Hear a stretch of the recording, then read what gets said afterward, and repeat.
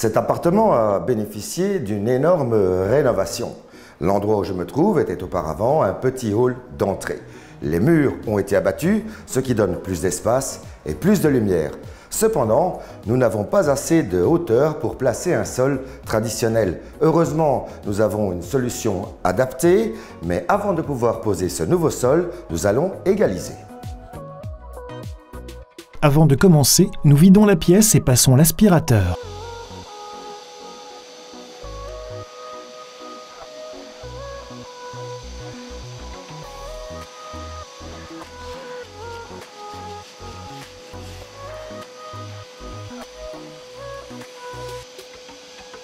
Vérifiez les différences de nivellement sur le sol. Cela peut se faire en posant une longue règle sur le sol. Choisissez le type approprié d'égalisation selon les différences de niveau mesurés. Les fissures et creux plus profonds doivent se boucher car une égalisation ne conviendrait pas. Préparez du ciment rapide et remplissez les plus grands trous.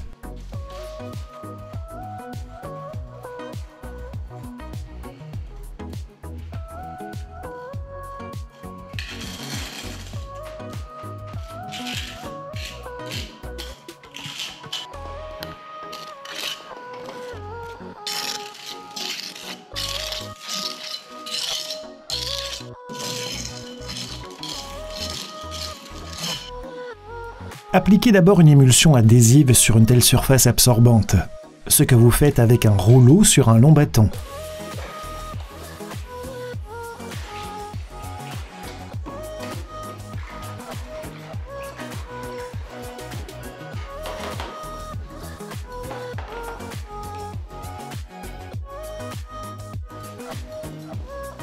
En effet, ménagez votre dos car nous devrons plier les genoux assez souvent par la suite.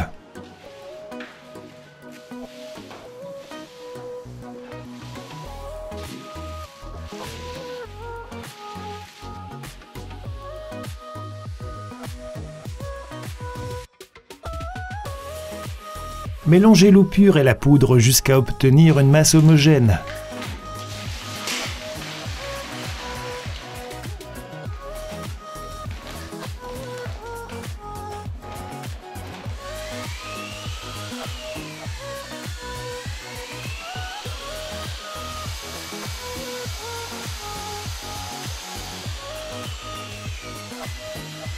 Après le mélange, laissez le produit reposer un moment et remuez-le avant de l'appliquer.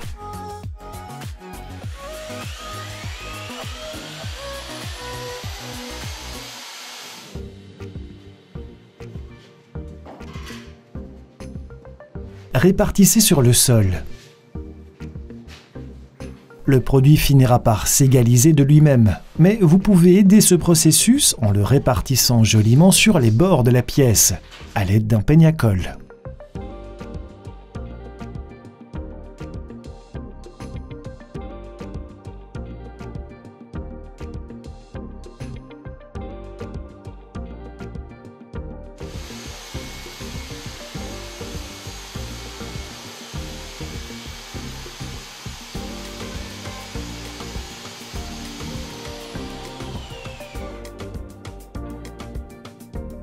En optant pour un rouleau débuleur, vous dégagez les bulles d'air de l'enduit, ceci afin que le produit durcisse fermement.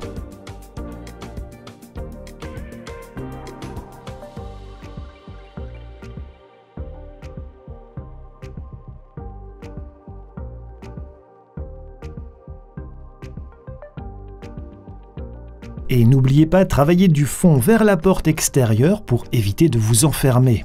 Après tout, vous devrez patienter 24 heures avant de pouvoir marcher sur le sol.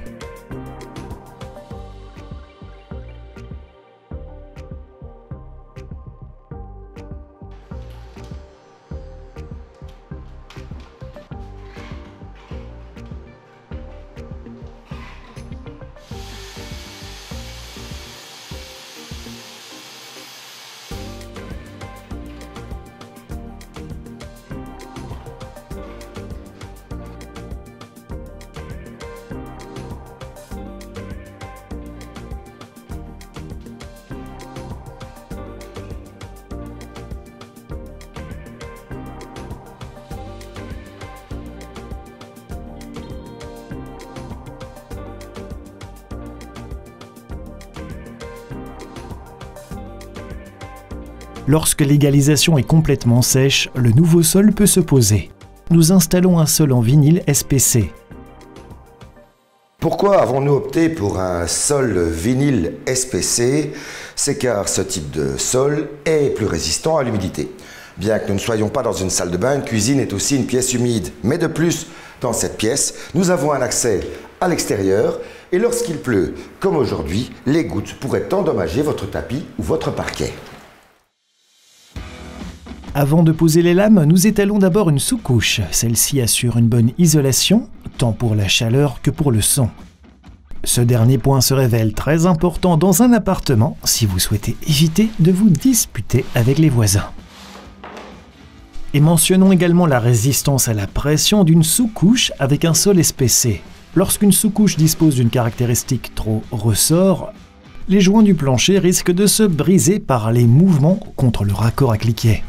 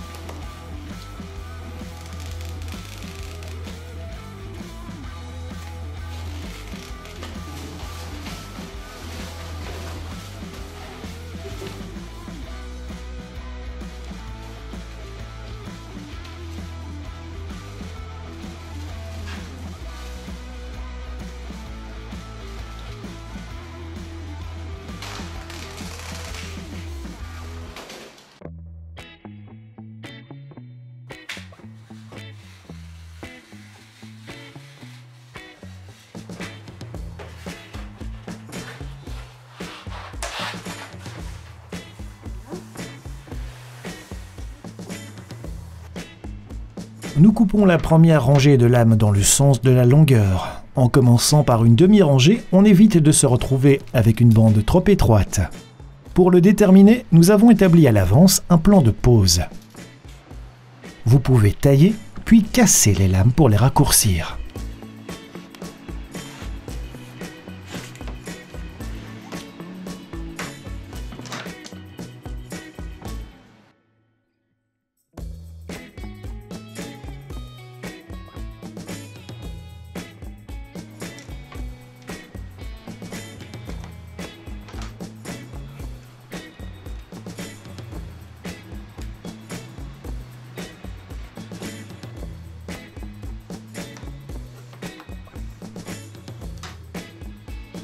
Nous coupons la première lame de la première rangée selon notre plan d'installation.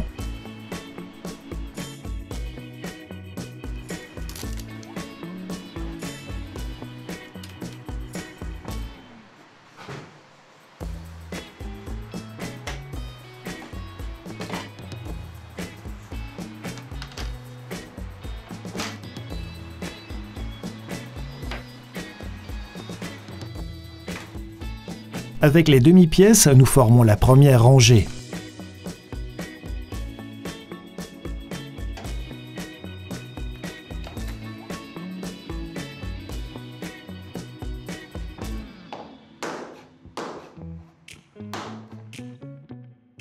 Prenez une lame de la deuxième rangée pour vous assurer que la première rangée soit parfaitement alignée.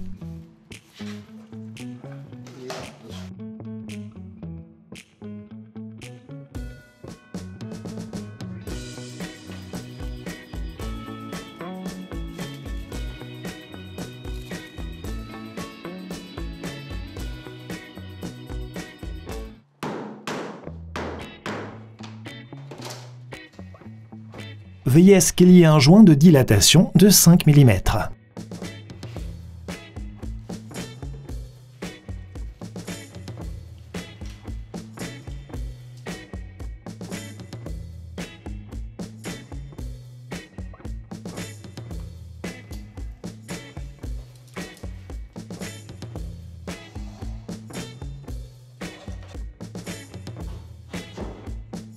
Les lignes droites peuvent se tailler et se briser facilement, mais des formes plus complexes se scieront avec la scie inclinable.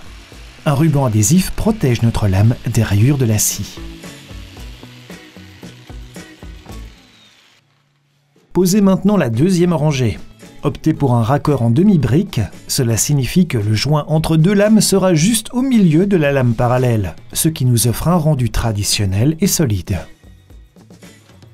La façon dont les lames s'emboîtent diffère. Sur les côtés courts, une lame s'insère simplement dans la précédente. Il suffit de presser le raccord. Sur les côtés longs, on retrouve une connexion par clic. Il suffit donc d'incliner notre lame pour la placer.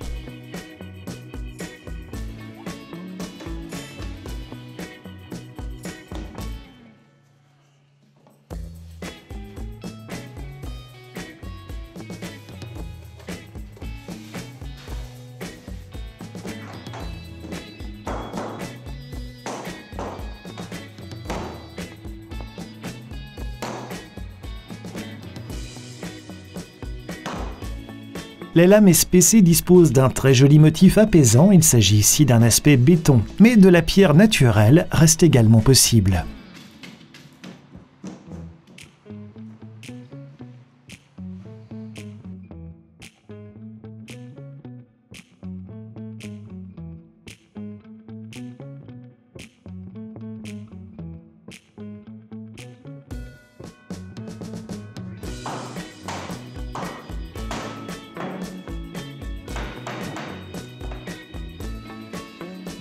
Conseil, la pose des plinthes est souvent reportée à plus tard et à force de retarder, on finit par oublier.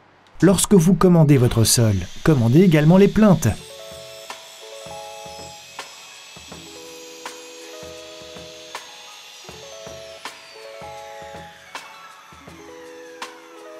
Collez-les tout de suite en place.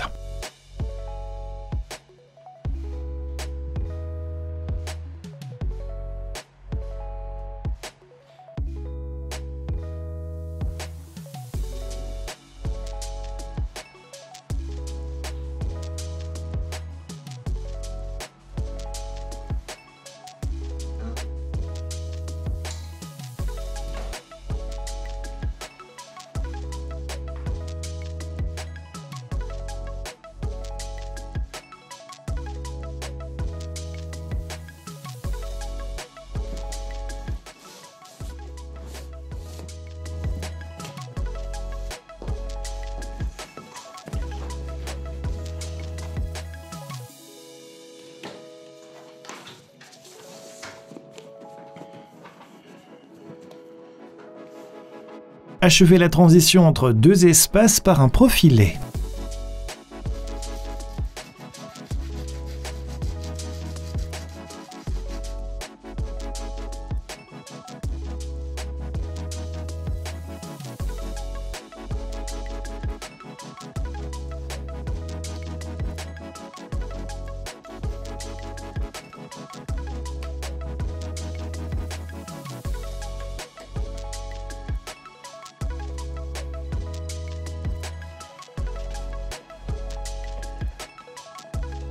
Lorsqu'un profilé n'est pas possible et qu'une plainte ne s'adapte pas, scellez le joint avec du silicone.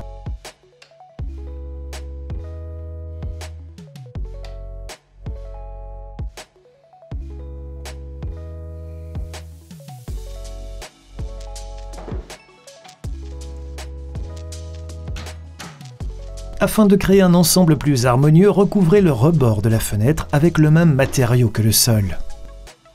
Des éléments de transition ont été conçus à cet effet, s'adaptant à presque toutes les fenêtres.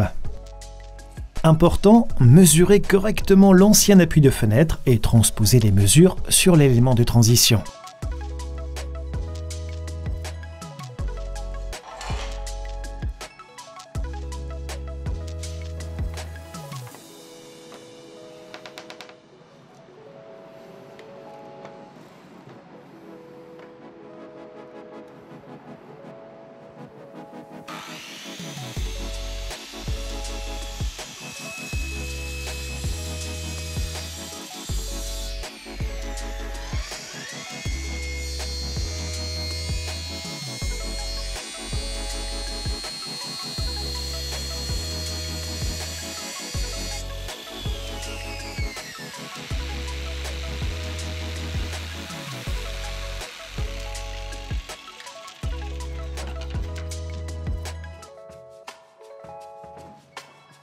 Ce nouvel appui de fenêtre peut simplement se coller par-dessus l'appui déjà existant, mais surtout dégraissez bien l'ancien appui de fenêtre et le dessous de la pièce de transition pour une meilleure adhérence.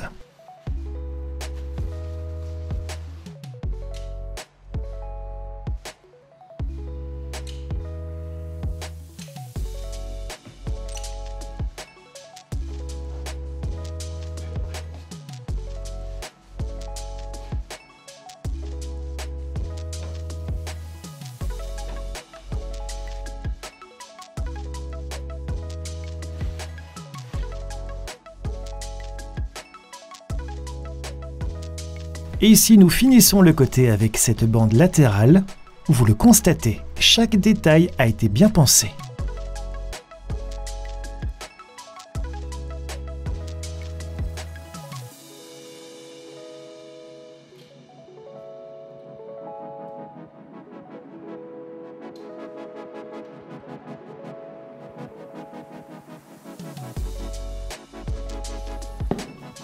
Et notre rénovation touche tout doucement à sa fin.